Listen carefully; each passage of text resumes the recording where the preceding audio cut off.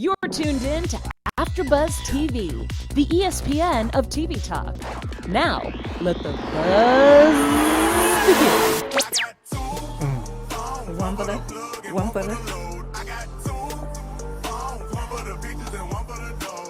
It's okay. Yeah, I get it. That part. Ring. Guess what? This episode actually brought the fire. I like it. Brought the fire. Yeah. It's been a little chill. It's been real mild. Don't you think? It was. It was true. Fast. That's really true. Danielle and Bobby, some Finally! even though they were mad Welcome. uncomfortable. What's up, everybody? You know what it is. It's your boy Lem Gonsalves here, and it's Married at First Sight. You know how we do it. So last week it was me and my homie Shannon, and y'all was like, where's the rest of the group? So I was like, dang, we ain't good enough. But you know what? They here. Don't worry about it. We swapping out. So Shannon's not here, but you know who's here? Thelma Mbaezue-Daniel is here. Listen, guys, you guys held it down last time. I'm so happy to be here. I missed you guys. But you know, we're always working. Felicia isn't here either. Shannon, we're thinking about you. And I'm happy to be here. So this episode was explosive. Yes. In terms of the context of Married at First Sight. Right. Exactly. But we'll get into that a little more. Exactly. And back by Popular Man, because she was also shouted out. Be like, where's she at? Taquaila's here. Hello, everybody. Thanks for having me back here and filling for Shannon and Felicia. I'm missing you. Yeah. Both you girls. Yeah. But you know what? We holding it down. Yes. That's how we I do. got excited when I got that text like, hey, can you come out? Yeah. With the squad again. Exactly. With the squad. Just know we're going to make sure we bring it for you. That's all you got to worry about. So, speaking of bringing it, Dr. Pepper brought it to the couples, all of them, and gave them some good advice. What do you guys think? I know, Thelma, you mentioned about this episode. You thought it was a little spicy. What else did you think? Taquaila, what did you think about the episode? I thought it was kind of mellow for me. Like, I'm ready. First, okay, let's back up. So it's only a month, and I'm shocked at that. Like last episode when they kept saying, I'm like, oh, it is just a month, like 30 days. And Tristan and Mia, they have been through everything under this 30 days. True. And I'm even surprised that I wanted to like go back and see how early they started saying I love you. Was it after having sex? Like, was it that or what? You know, like when was it in that part? Because they've been through a lot. But I'm still ready, waiting for that one thing like to pick up. Like just to get me really excited. For them about or it. just the overall show? The overall show. Okay. You know, yeah, and that's why I said in the context of Married at First Sight, because it doesn't get too dramatic after we started off with such a big bang. Yeah. I think the season has a lot to live up to because we did start off with somebody being arrested. Right. So I kind of put that into perspective when I think about it too. But at the same time, I felt like, you know, I missed you guys, so there's that excitement. But also, I've never heard Danny and Danielle and Bobby. First of all, he called her Danny. I was like, is that a nickname? Right. Like, cute. We're doing nicknames now? Yeah. I'm really here for it. You know, so I'm really excited to see them being affectionate and being sweet and talking. But I can't give the credit to both of them because it's really one-sided to some extent, you know, and I see Danielle still holding back a lot and almost regarding Bobby like this boy who's just fallen in love for the first time and she's more mature.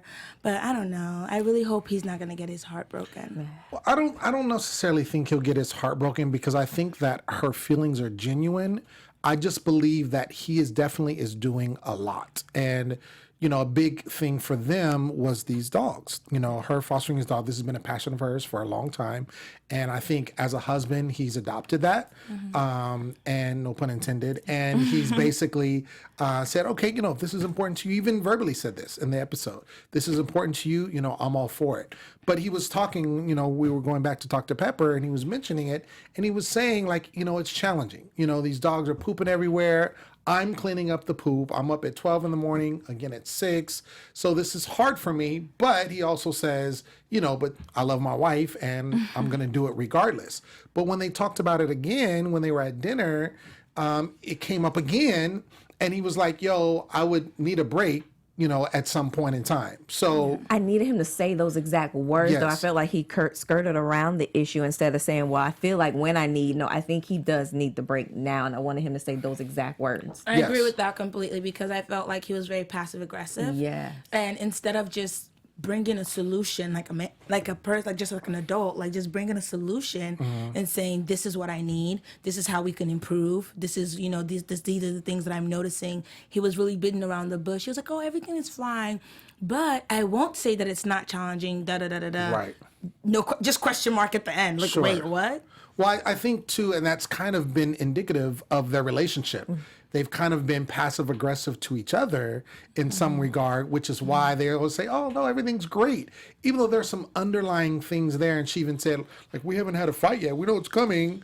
But I think in this regard, with the whole fostering dogs, and this is one thing I wanted to bring up, because I'm trying to figure out, is he the only one that is getting up at night, like cleaning up things? Because what is like she said when they were talking at dinner, she's like, you know what, I'm gonna start doing that as well. And I'm like, why haven't you been doing that now? I already? agree with you because it's like, girl, you are the main one fostering dogs. This Exactly. is your passion. Exactly. You know what I mean? This is your thing. That's like being a musician and your person wants to support that. Sure. And you're expecting them to get in the booth. No, this is you. You Right. write the pen. You do all of these things. And that's how I was so taken aback by that as well.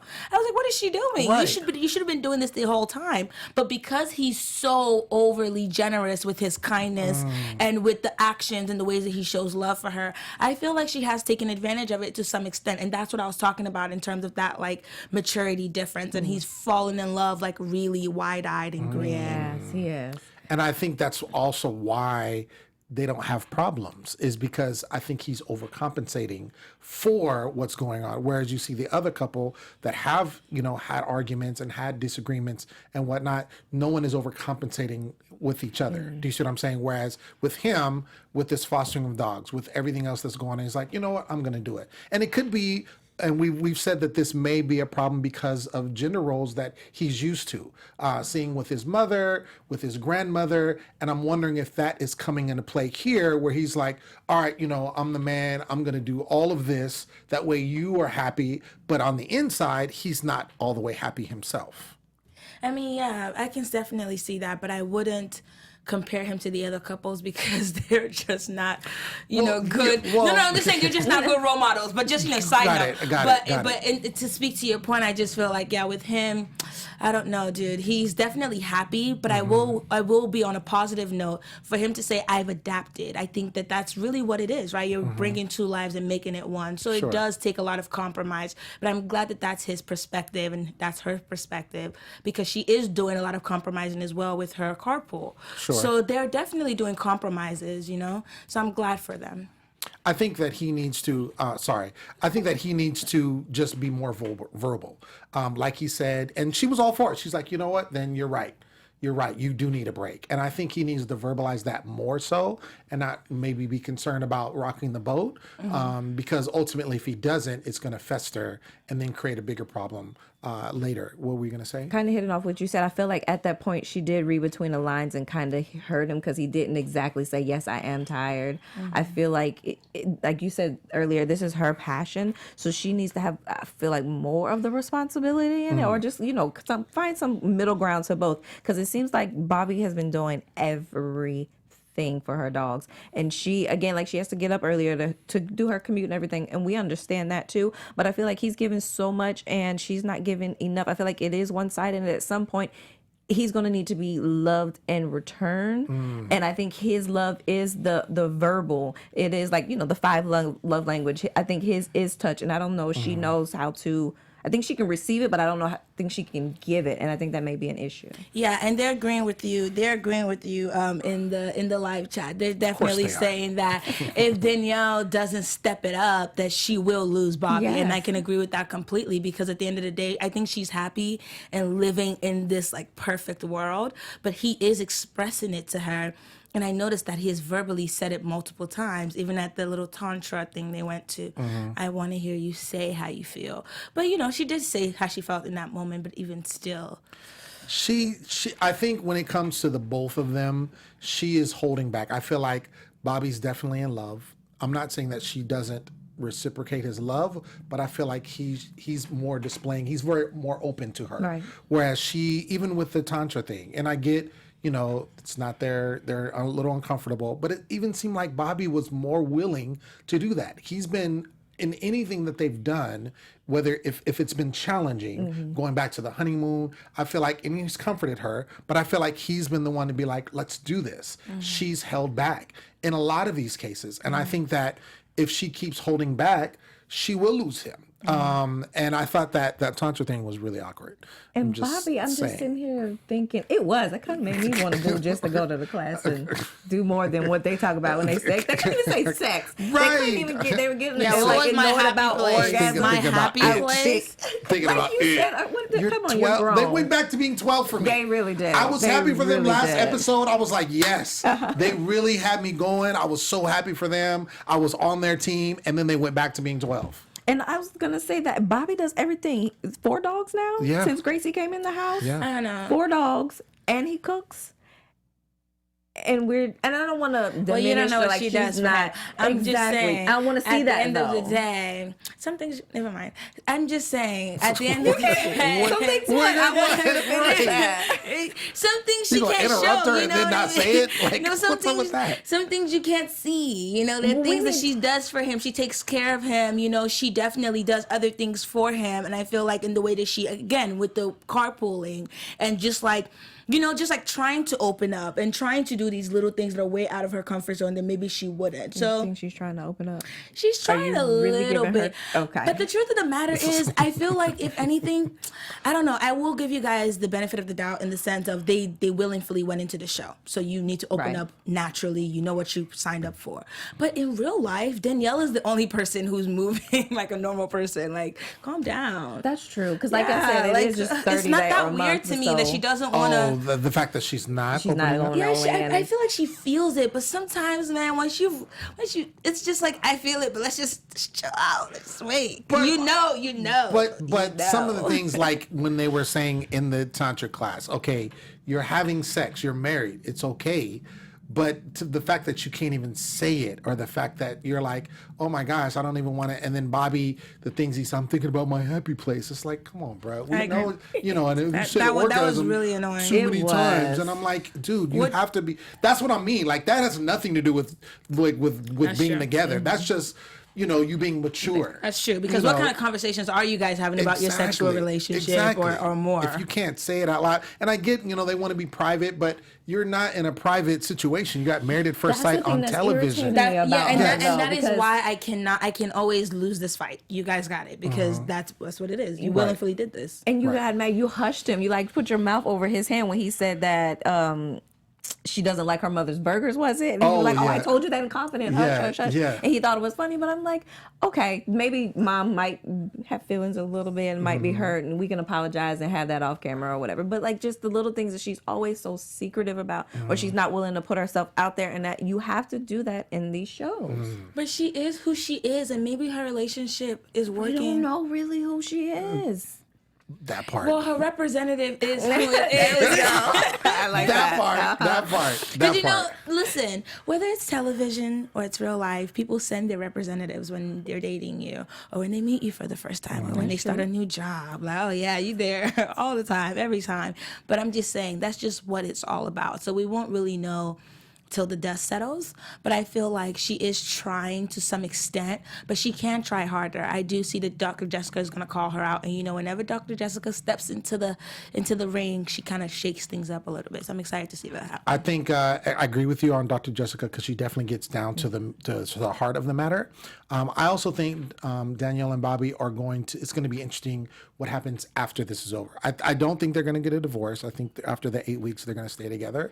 But I think it's going to be interesting when the cameras are off and they're living their normal life without all of that, what's going to go on, how they're going to process, and because they really have to match up to each other. And I feel like he's definitely overcompensating for her. In full agreement with Boom. Let's get into Dave and Amber. you. We both like Skip. this dejected and everything. The TV show next. Right. Oh yeah. I remember that show. That show was gangsta. Because literally, this is the old school show. Yo. This is the old school Married at First Sight. Dude, that was fun. I mean, they would literally get off the bus and say next. And you Literally, like you meet somebody. So you're the contestant. There are 5 people in the bus. You come out. The first person comes out. If you're feeling it, cool. If you're not, next. Just on Ridiculous. GB, like looks alone, like you haven't even talked to them. you can't even be They mad. haven't even stopped walking over towards you. That's what would get You have me. to They be would be tough in skin. Somebody can mid-stride. breathe wrong, and They you're would, like, they would be next. in mid-stride and be like, "Oh gosh." Not Anthony you. had the shows. Yeah, that show. They should bring that show back. That show was pretty gangster. Run it back. So yeah, David and Amber. We find out. We know now how Amber is, and she does, react. And we found out more regarding one of the instances about socks, right? And she said that Dave was saying, and they were talking to Dr. Pepper, and said that she has, these big reactions to small things. And they brought up socks, where she said she didn't have socks, and so she got upset about it. And Amber, I feel like she does go the extra mile. We always hear, she's very sensitive. She feels a lot of times, he can say certain things and it will set her off. Anything to do with her hair, because she always brings back, I know he likes brunettes, all of this stuff. And I feel like she basically battles her insecurities this entire time in the relationship. One of the things that, and I told you while we were watching, I feel like Dave, I feel like he has moments where he talks with her. But the thing is, I think that Dave, I understand what he's trying to say, but he says it in the wrong way. And I feel like that's what continues to make her go off, because I feel like he means well when he's trying to say these things, but he just says it the wrong way and it comes off wrong. Yeah. What do you guys think? So I was with that. He was saying like 30 is the new 40, and 40 is the new 30. 40 is the new 30. And I understand. I understood what you're trying to mean, Mm-hmm. but when you're talking to a woman whose passion, desire in life is to want to have a child, that's not it. So it seems like he was being insensitive at that time, even though he was trying to, I feel like, ease her anxiety level, because you started seeing it all in her face, and she was trying to give him a minute to say what he wanted, but she's like, no, she wanted her children, she wants her family started, and that was why, again, she got married, which she said that in the interviews, which has always been something. Or with me and her, when I meet her, like we're together, or anyways, like I know her. But just my thing about her is just you got on the show because you want children, but there has to be the marriage first. Like that has to be the foundation, and that has to be a good foundation for your kids, because they're going to grow up in this house with you and your husband. So I feel like if she doesn't take her time, insecurities or not, but if she doesn't take her time with Dave and vice versa, then this is not going to be a good show or experiment for her, because she's not going to end up with her children in the end. Well, you know what? Dave is not that big of a prize. Let's just say that, because at the end of the day, That's what we're doing? Okay. Actually, I said what I said. I'm sick. Every single time I say what I need to say, I am greeted with this hostility that makes me feel like I can't be passionate and I can't speak my mind. But I'm a passionate woman. I'm going to speak my mind. I'm not going to come up threatening when I do that. And that's the truth about Dave. I'm not the only one in the life chart. They're saying Dave is a jerk, and he does come off that way. But I feel that if Amber was somebody who was more advanced, she definitely, in her maturity level and in her self-love, then she would take those comments in a different way. I agree with that completely. Because if he says to you, it's a little disturbing to me, it's the way he says it for sure. Because he goes, it's a little disturbing. I don't know if disturbing is the word. You know that disturbing is the word. Be direct. Don't play these manipulative games. If he says, it's a little disturbing that I feel like everybody you've dated in the past is a bad choice, she can just say, yeah, I was down that path and that's something that I'm working on. But I think that now moving forward, I've definitely made the right choice. Case closed. It doesn't have to now steamroll into this big fight. But That's my issue. Do you think that in that moment, and I'm glad you brought that up, do you think that he was trying to change the word, because by saying disturbing is going to, again, make her go into a tailspin and feel insecure because she's already that way? I don't don't think that he was trying to change the word. I think he already knew what he was trying to say. But I don't think that it's wrong for him to think that. I think that the same way she feels like I want to be able to say how I feel to my partner and tell him that, hey, you know, in the past I would have taken this opportunity to check your phone, but look at me, I've grown. But he turned that against her, or she feels unsafe in that sense. He feels unsafe in the sense that I can't say, dang, what's wrong with you? Or what's wrong with the people you've been choosing? So they're both feeling the same things, but they're not able to get past this roadblock of communicating with one another and understanding how to make each other feel safe, which is a very important thing in a relationship.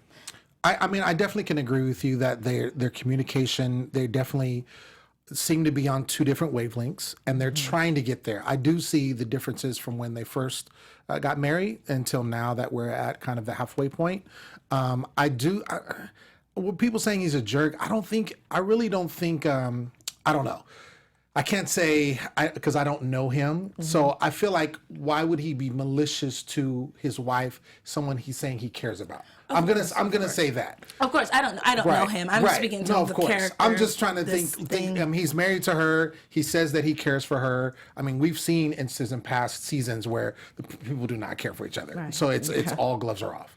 But I feel like he says that he cares for her. So I really think that it's a situation where he's used to communicating a certain way and used to saying things a certain way.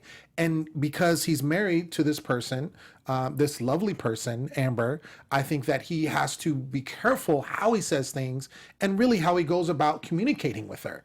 And I think vice versa with her. Like, I think that just when, you know, they were talking to Dr. Pepper and how she has these blow-ups for small reactions. Why would you have a blow-up about socks? You know, like, that's something, you see what I'm saying? No, yeah, for like, sure. if you're single and you're like, man, these socks, they keep disappearing, and you get mad in your own little house, then that's cool. But when you have a spouse, they're going to be like, yo, these socks, why are you tripping? And that's why I say I think his concern was valid, again, as his word choice. And just back up on his word choice, I think now that he's been made aware of how he talks and the word choices that he uses and how he communicates, he's trying to be more cognizant of that and towards to Amber. But also when he told her, you know, the littlest things can kind of make you get stressed. I think that was a real concern because a baby is stressful the first 5 years or more. So I was like, yeah, if she's blowing up because of socks, and that is alarming a little bit. Like, what are you going to do in the middle of the night when our child is crying because he or she is hungry or, you know, just sick or whatever the case may be? So again, it's his words and how he presented it to her, but I feel like he had a valid point. You know, guys, honestly, that entire scene was really uncomfortable for me. Why? Because I just felt like I agreed with, you know, him feeling alarmed by the fact that she skipped over those years. I'll give him that. But I just think it's really weird when people feel very entitled to talk about like a woman's body in terms of 20 is the new 30. You can have kids at this time. You can... What do you, like, you don't understand what you're even talking about. And, you know, and in the time of a Kavanaugh and everything that's going on right now, it's really hard to hear him talking about her ability to have children and kind of deciding things and just trying to like plan things in his head, in her head. And the thing about Dave that just rubs people the wrong way, I would say, is just the fact that he tricks around things. He doesn't just go, he's not a straight shooter, you know, like even with the dinner, you know, instead of him to just say, this is what it is, he speaks on their behalf and tries to like, you know, manipulate her into it. So I just feel like that's why he comes off that way, because his points are always valid, deeply rooted in there, but the way he reacts is just ridiculous. And I think we're all saying the same thing. I mean, I definitely do think, though, he's out of touch when it does come to women. When we go back to, I think it was a couple of episodes ago when we talking about the hair, and she was talking about like, oh, I'm bleaching, you know, my hair. And he's like, well, if it's falling out, why do you keep bleaching? Well, you don't understand. You're not a woman. This is the hair color I want. When he was talking about the kids and her being, you know, the ability to have children, she's like, yeah, but you're not a woman. You don't understand. These are things that, again, he's making a point about who she is and like, okay, if you want a child at 5, it's you're not just gonna have a child at 5. Right. Like, you got to go through these stages, but not understanding what a woman goes through. And I think that he just really doesn't know how to convey what he's feeling in the proper manner that is going to, again, use the word safe. I think that's a perfect word, to make her feel safe, to make her feel at ease, to make her feel comfortable in her skin. Like when you're in a relationship, I think that you have to be cognizant of your partner, of whoever you're with, and the things that tick them off, the things that make them feel good. And that's how you grow in a relationship. You compromise and you work on that. And I think that he's in the slow boat mode, right?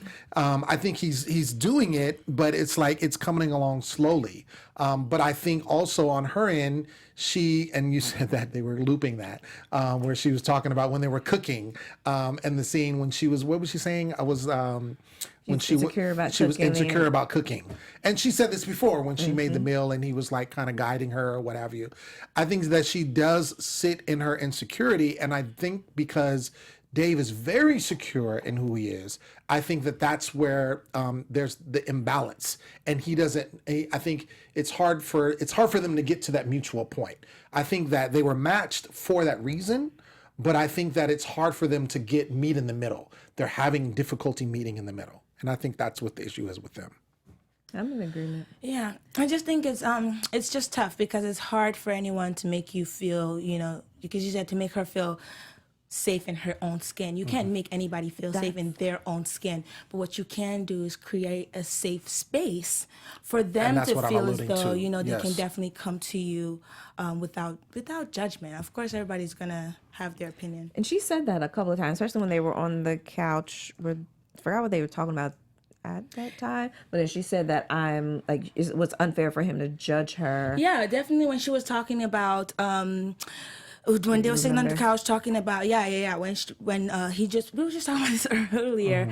But she's made it seem so. I feel like any criticism or anything he does try to say to her, she always feels like it's being judged. It was the phone situation. Yeah. Yes, it was definitely the phone situation when she decided not to switch the phone. And she feels like any criticism, and maybe he's just expressing himself, but I feel like she takes it as criticism, or then she's being judged, which shuts her down or makes her a little angry and keeps her from being vulnerable too. I think that's what she really needs to do in order to mature a little bit, but again, it goes back to what the circle we've just been saying. She needs that place to be safe and feel safe instead. Yes. They're going crazy in the chat. They're just saying the right things. Shout out to you guys in the live chat. Syphones is saying that Dave is the guy that has the idea of a perfect wife. He knows what he wants his wife and mother of his kids to look like. Like that kind of guy. But he can't deal with the reality of what it means to kind of work out a relationship. I added that the salt and pepper at the end. So, I think that's I agree with you. Yeah, no, I think that's a good point. Before we get into the next couple, you have something to say, Miss Thelma, in regards to AfterBuzz. I do, wonderful people. Hi, AfterBuzzers. Our network produces after shows for all your favorite TV shows, from dramas, reality TV, sci-fi, and more. There's no network that works harder to serve television fans like you. But we need your help. We're asking that you subscribe to one or more of our YouTube channels. By subscribing, our channel will suggest content that's tailor-made just for you. And who doesn't love that? If you're worried about pesky notifications, don't be worried about them. They're definitely optional. So hit the subscribe button right now. Thank you. And check out our AfterBuzz YouTube channels as well. Let us know that you did in the comments, and we'll be sure to shout you out on air. For now, thanks for being the best fans ever and helping us be the ESPN of TV talk. Yeah. So let's get into our favorite couple, Tristan and Mia. I wasn't too mad with them on this episode. I felt like they, and I don't know if it's just, how they shot it or how they edited it. Right. But I feel like they did have a breakthrough. And that was when they did, I keep forgetting the term, when they did the pros and cons for moving. What did they call it? Thank you. Risk and reward. So when they did that, and I think it was very helpful because, Tristan was kind of set. He was just like, look, this is what it is. I need to get to my businesses. that's how it's going to work. Financially, it's going to help us. If I stay here, my business is going to flop, and that's going to, in turn, make it bad for me. So they came up with that, and then it caused her to see, because I think with her making that move, she's not from there. She doesn't have any family there, and so she was definitely hesitant about that. So they did that, and she said she felt very comfortable when Dr. Pepper came and visited them. That came up, and she said, she spelled it all out. She said, it was a big disparity, and it made more sense to make the move. And then they had their time when they didn't swap the phones, which I figured that. I didn't think they were going to do that. What do you all think of them as a whole? Do you think that they're growing in their relationship, or do you think that they're just this is just what they're showing us right now? Because we do see in the previews for the next episode that Tristan gets very angry. And I can't wait to see why, though. Yeah. But can I first say that he got his light lunch, the cooking class, his light lunch, and everything else. So I'll give him that. But I think, With a side of burnt towel, by the way. Exactly. Right. I think they frustrate me because they are another one that lives in this middle ground of not dealing with issues. And I know sometimes some things you need space. You need days, come back when you're clear-headed, your emotions are not as high, and you can actually communicate on a safe level to one another and get your feelings and thoughts out.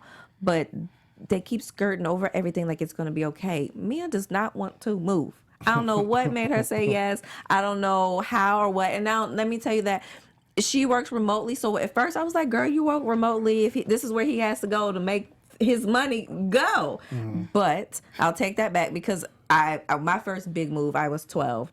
I moved from Maryland, where I grew up, was born and raised, to North Carolina, and it was Hicktown. And I was just like mad at my parents. Where do you have me at? I can't ride my bike around town. It can't get no city buses. I just miss my life. And that's what it was, my friends and family. So I understand when you're making big moves like that is what you think about your friends, your family, your comfort zone.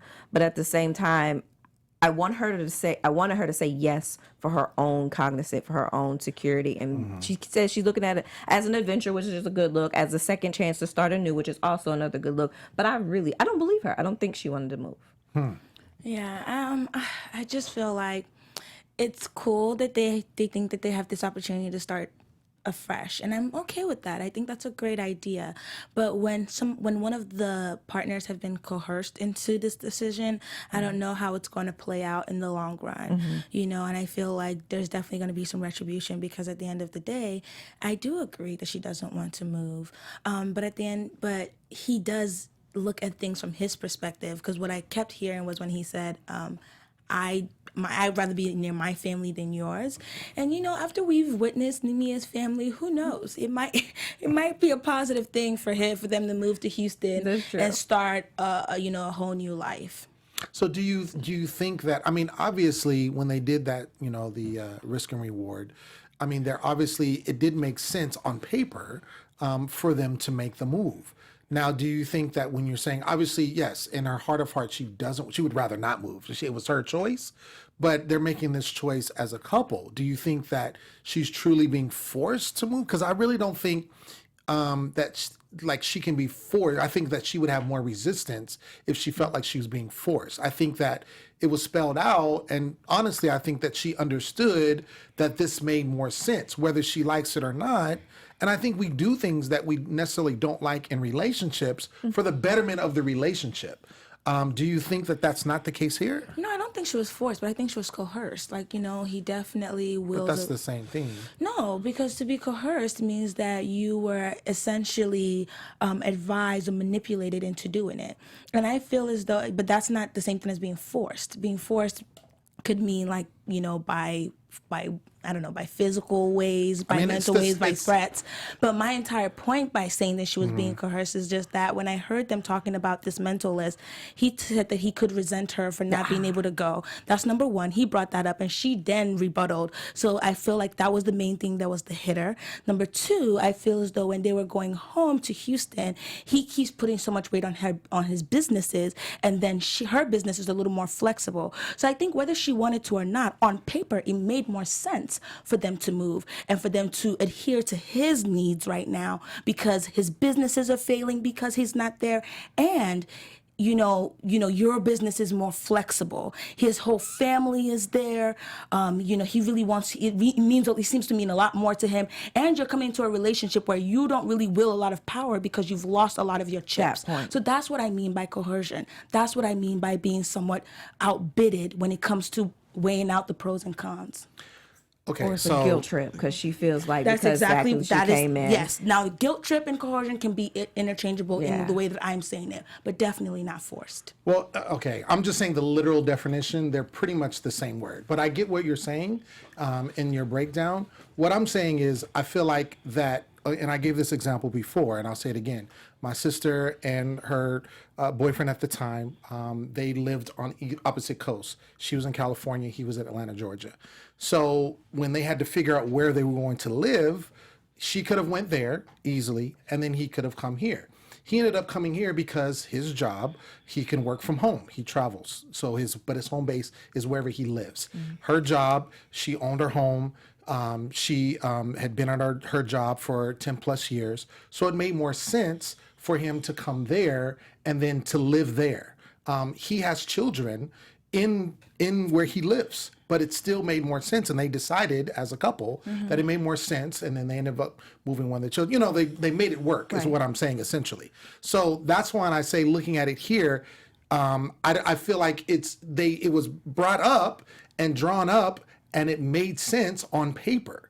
I just don't feel that, whether you feel like there's a coercion there, I think that if it was coercion, I don't think that the diagram would have made sense. Because I think the diagram would have been, let's say, if he said, hey, we're going to move to Houston, right? They're in Dallas, right? Mm-hmm. We're going to move to Houston, and that's what's going to go on. Oh, okay, let's figure this out. And it made sense for them to stay in Dallas. And he said, nope, we're moving to Houston. To me, that would have been coercion. Do you see what I'm saying? But the fact that it made sense in the diagram that they did, and also on top of that, when Dr. Pepper visited them and she asked, like, how do you feel about this? She responded positively. She said it made sense to her when the diagram came up, and so I'm good with it. And now the thing is, I have to disagree because what you just said, what I heard you say was What'd that you hear me say? You said verbatim that if it wouldn't have made sense on paper if it didn't make sense in real life. Essentially, you're saying that it wouldn't have made sense on paper. You said that it wouldn't have made sense on paper if it wasn't the right choice. If it was coercion. No. What I said was. You said if it wouldn't have made sense. I know what I said. I heard you. You said it wouldn't have made sense on paper if it was coercion. Like if he forced her. That's not what I said. No, what I said was if it didn't make sense on paper and for them to move to Houston, and he said, no, I don't care what it says on paper, we're still moving to Houston, that would be coercion. Now, this is why I'm telling you that my opinion is different, because it does make sense on paper. That's what I said. It made sense on paper that Houston is only 3 hours away. Her business is flexible. She has come into a relationship and he has already done a lot of compromising for her. Right. So it makes sense to anybody. Of course she should move. Of course she should do this for him. But I feel like I agree with her in the sense, in the back of her head, I just started this relationship. We're still building. We came into this in Dallas. You do have some family here. So at the end of the day, this can be home base. We can build this a little longer. So I feel like she doesn't necessarily want to move, but she is adhering to what he wants because it does make sense on paper. But is that a negative thing? Because that's not a negative thing. It sounds like when you're bringing it up, and that's why I'm bringing up the example that I gave about my family. No, definitely. But again, in your family's situation, it made sense. There's kids involved, but somebody has to make the compromise. Right. I'm just saying that she doesn't necessarily, like you were saying, that she doesn't necessarily want to move to Houston. That's what she's saying. Well, I don't think that anyone's disagreeing that she doesn't want to move. You're saying that she's being coerced, and I just don't agree with her being coerced. I feel like they came to an agreement that they were going to move, and they're moving. Yes, he is the one spearheading it, of course, because he's saying this is what makes sense. But I don't think it's coercion. I don't know. I think she definitely doesn't want to move. So that's why it's definitely something she's doing it against her will? Not against her will. I definitely explained it out to you, not in the sense that she's doing it against her will, but she's outbidded because of the position that she's in mentally, because this is a mental warfare. This is not something that is very black and white. She is down on her chips right now. So she can't definitely say no to this decision. She can't flat out tell him. I don't even think no is an option right now in her telling him that we can't move. It would either have to be, we're moving in a few months, I'll think about it, something along those lines, because she is at her wit's end with Tristan, because she's already gone to jail and lied to him about, dating app and things like that. And Tristan hasn't had those things on his end, but she has. What do you I think in her life, I think she married her sister. I think the sister and her family dynamic is the one who laid out the rules, is the one that protected her, is the one that told her do this, that, and the third. And I think now that's Tristan telling her that, so she goes along with it because that's what she's used to. She don't want the confrontations to go ahead because that's not her area, and it makes her feel bad. So the easy thing for her to do is just say okay and go with the flow. So I think that just the dynamic from what we've seen, how she is in her family, I think it's transitioned over to her marriage as well. Yeah, and they're saying the same thing in the group chat. They're saying in the group chat, yeah, we're in the group chat, guys. We love you guys. But they're saying that yes, Mia is she's a meek person, she's a weak-minded person. She won't speak her opinion. And he knows that. He's playing to that. So that's what I mean. I'm not saying she's being forced. That's just such a violent word. And I'm not gonna double back on being coerced. I definitely think that's the situation. And that involves a lot more mind work. And that's why I use that word, because it's more of a mind work to tell somebody to do something that they don't really want to do. And it's I a think manipulation fest. If we could see beyond the 8 weeks when they do move, that she's going to feel lonely, and it's going to make her want to retract back to Dallas, because Tristan has his businesses, he has his family, I'm sure he got friends and everything of that nature, and she's going to feel like the outcast. So I think once she gets there, it's going to pull more on her honest truth, and eventually she'll have to voice it, or she'll run, fight or flight type of risk. Sorry, I'm smiling. They said preach, Thelma. In the live chat. I'm listening to you, Cypher. I got you. I was like, I just got this. I was like, what is happening? I don't think anybody said What's in the that. cup? Anyway. The cup is Sprite. What does this say? Anyway, I think that they're anyway. There's always going to be people that agree with things that aren't necessarily Let me find somebody true. that agrees with Lem before he gets upset. There's tons of people that agree you know with what? me. There are comments coming in. Let me go find a comment for you. The bottom line for me is I just wanted to make sure that we understand that it makes sense for them to move, and it was on paper, and that's what it was. Again, in all relationships, yes, I do agree that she is meek-minded, what they're saying in the chat. I think that you gave a valid point about her sister and even her parents, because her dad was kind of like, he was that way. And I think that she does cower to that. I mean, I've spoken about how she even sits. Exactly. And she sits in a coward type of stance. And it bugs me because I'm like, stop it, be strong.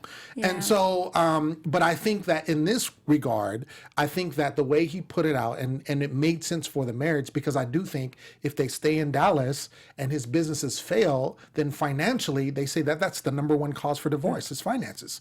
So financially they would be destitute and it wouldn't last anyway. So I mean, it's definitely a test for them both, him and as well as her, in making that move and seeing how it's going to go. I think it makes sense. I think definitely it's going to be growing pains for her, because being away from her family, away from things that are comfortable, you can tell that she likes her comfort. Her comfort zone is very true to her, because of the type of person she is. But I think personally, my opinion is I think it'd be good for the marriage regardless of how it got there.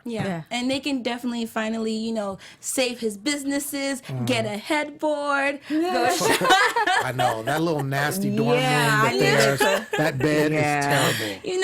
But those are the acts of love. Look how she's just ignoring it all. Like, I love you, boo, with no headboard. Right, it's all I know. good. He thought I thought you was gonna give me a lap dance. Not enough space. Yeah, that was tough. That was He tough. needs to save his businesses, girl. Black man working. We'll get that. I'll give him that. Real quick, let's get into predictions. Let's do that real fast. All right. And now, your AfterBuzz TV predictions. Okay, we saw the previews for next episode. Tristan gets really upset. I mean, really emotional. What do you think that's regards to? I don't know. Oh, do I have to? I'll have to come back to that. Okay. And I'll join in the chat next week. Okay. Quick, something quick. But I think whatever this is going to be a tipping point for Tristan. And I feel like whatever they're mad about, Mia kind of manipulated the situation, kind of like the light lunch she had with her family and just kind of threw them under the bus, because it's going to go back to her really not wanting to move, just doing it to either save face for Tristan, for TV and us, the viewers, or just the comfortability of just her. Because, again, she's been through a lot this season, and she probably has gotten a lot of feedback, which has not been so positive.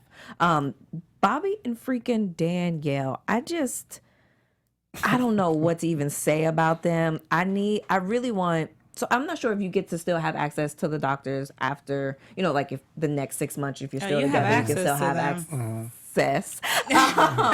But I think I really wanted to see a little bit of friction in them, so we can also see how they communicate and how they work out their problems. Because right now it's just Bobby.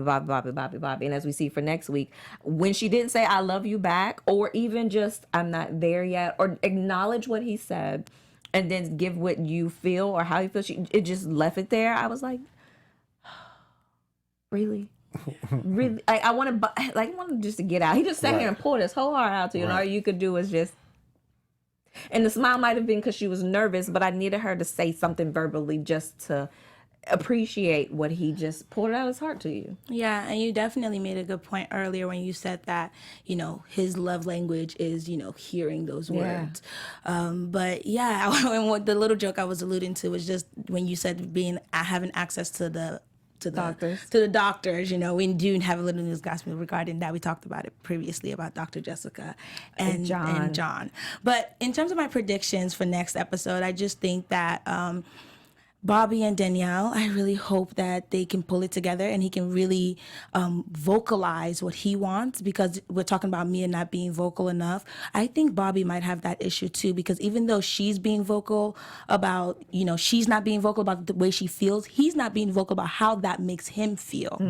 So that's an issue too. So I just really hope that they can work on that. And Amber, the insecurities, sweetheart, come here so I can give you a hug and wash them down by the riverside, because I'm tired. I cannot go 3 more episodes. We got 3 more left. With you talking about insecurities, and then you're jealous of your friend too, because the little clip we seen for next week's show, she needs a hug. No, Dave is a good guy, guys, by the way. He is. He's a good guy. And I really want them to work. We have such good hope for you guys. I just really want you guys I just want people to be fair.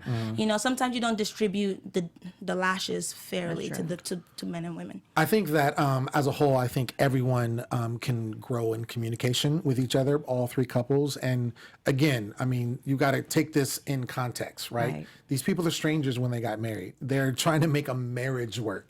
Let's really keep it all the way real, all the way funky. Right. So I think, communication, they definitely need to work on that. And it'll be interesting to see what happens next week, especially when we saw what happens with Tristan and going back on with Amber and how she reacts to, her friends and Dave and stuff. So anyway, that's been our show. We want to thank you so much for tuning in. And make sure that you comment. Make sure you subscribe. You want to subscribe, and make sure you rate us. We want 5 stars on iTunes, because the other stars don't matter, and that's how we roll. I've been your host, Lem Gonsalves. You can find me everywhere at The Poet Saint. That's The Poet Saint. And you can check out my website, stayonthemic.com. Where you at, Thelma? Hi, guys. You can catch me at Thelmy on Instagram and Moxie_Soul on Twitter. And I am Taquaila, as always. Thanks for having me, guys. Thank you. And I'll be on Monday nights for you and Thursday nights for Braxton Family Values.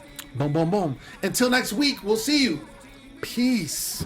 From executive producers Maria Menounos, Keven Undergaro, Phil Svitek, and the entire AfterBuzz TV staff, we would like to thank you for listening to the AfterBuzz TV network. To watch or listen to other after shows and post comments or questions, be sure to visit AfterBuzzTV.com. I'm Sir Richard Wentworth, and this has been a presentation of AfterBuzz TV. Buzz you later. The views expressed herein are those of the hosts only and do not necessarily reflect the views of AfterBuzz TV or its owners or principals.